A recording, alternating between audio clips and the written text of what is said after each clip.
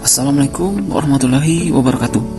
Halo, bertemu lagi dengan saya, Rahmat Fernando, peserta pelatihan dasar CPNS Angkatan 3, Kelompok 2 dari instansi Satuan Polisi Pamung Praja dan Pemadam Kebakaran Kota Sungai Penuh. Pada kesempatan kali ini, saya akan memaparkan pengalaman saya mengikuti Learning Journal Agenda 1 dalam metode asinkronus. Yang mana yang dimaksudkan dengan metode asinkronus adalah proses pembelajaran secara tidak langsung atau mandiri, seperti membaca materi modul, mengerjakan tugas, dan mengakses e-learning. Baik, analisis isu kontemporer adalah kemampuan ASN untuk memahami, mengevaluasi, dan menanggapi secara sistematis fenomena yang berkembang di masyarakat, mulai dari masalah sosial politik, ekonomi, hingga teknologi.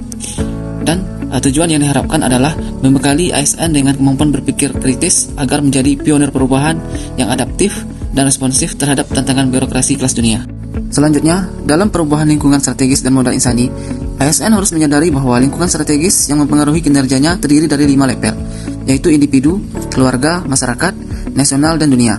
Untuk menghadapi perubahan ini, diperlukan pengembangan modal insani yang meliputi yang pertama, modal intelektual, yaitu pengetahuan dan kemampuan berpikir. Yang kedua, modal emosional, yaitu kemandirian dan kemampuan mengelola diri. Yang ketiga, modal sosial, yaitu jaringan kerjasama dan kepercayaan. Yang keempat, modal ketabahan, yaitu daya tahan menghadapi rintangan.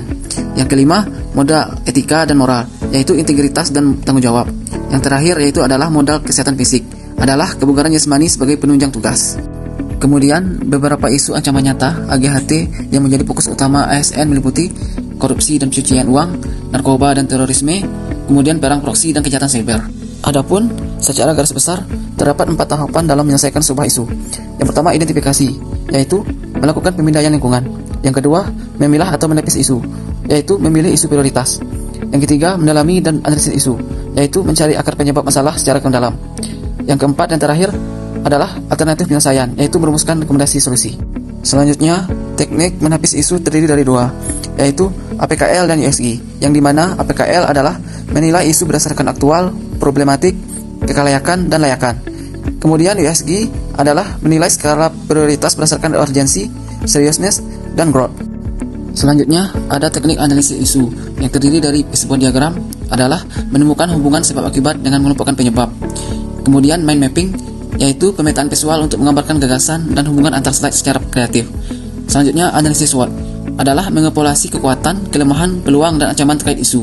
Dan yang terakhir adalah gap analysis, yaitu membandingkan kondisi aktual dengan kondisi harapan untuk menemukan solusi tepat.